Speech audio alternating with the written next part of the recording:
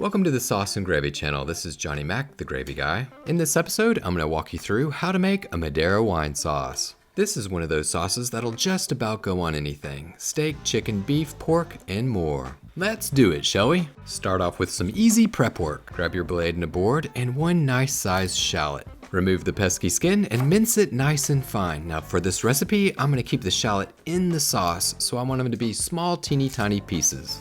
But if you're one of those people that don't like shallot in your sauce, you don't like it chunky, you like it nice and smooth, you can strain the shallot out in the end and you can chop it any way that you like. If you've never cut a shallot before, it's easiest to make multiple vertical cuts than one horizontal cut, and then mince it all up. One thing that you'll want to do is make sure to cut them all the same size. Whether you mince it nice and fine or make large cuts, you want them all to be the same size so that they cook evenly. That takes care of the prep work, not too shabby, right? So let's make the sauce. Grab 1 tablespoon of butter, that's roughly about 14 grams, throw it into a saute pan over medium to high heat and melt it down. Snag your shallots, drop them in, saute these guys for about 3 to 4 minutes until they're translucent and tender and have a touch of brown. Not totally brown, but just a little.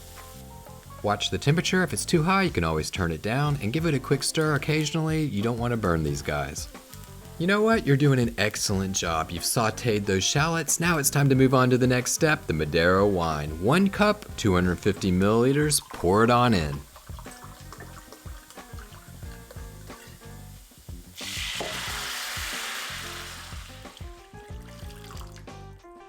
Your burner, it should be over medium to high heat. Bring this to a light simmer and reduce it down by 3/4. That should take you roughly about 5 to 8 minutes. After you've reduced it down, it should look just about like this. All those flavors concentrated. Looks great. Time to move on to the next step, demi-glace. This stuff right here works pretty darn well. I'll put a link in the description section so you can see what I'm using. And you know, not everybody has hours upon hours to make their own homemade delicious demi-glace. Even though it tastes great, it does take a lot of time and effort. And whenever you don't have a lot of time, this stuff right here does the job. Add the demi-glace directly to the saucepan. It's 1.5 ounces or 42.5 grams. Round up a whisk, give it a once over, trying to use that warm liquid to incorporate that demi-glace into the sauce.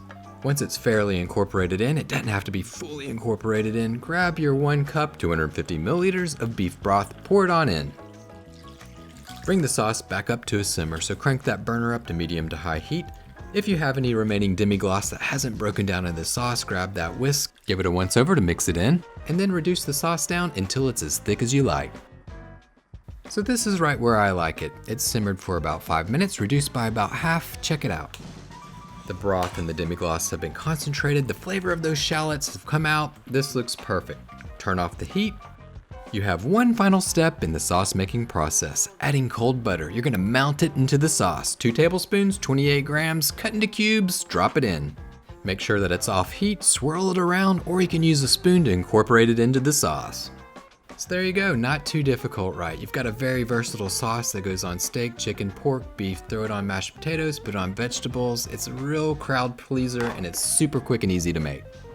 You might want to give it a taste, adjust the seasoning if necessary. Probably don't need to add any salt. You could add some pepper if you like, but there you go. That's how you make a Madeira wine sauce.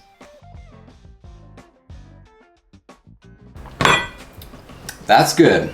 Thanks for watching the Sauce and Gravy channel. If you're looking for additional brown sauces, check out this mushroom gravy. It's absolutely phenomenal. And remember, it's just you, me, and the sauces. Keep whisking, y'all.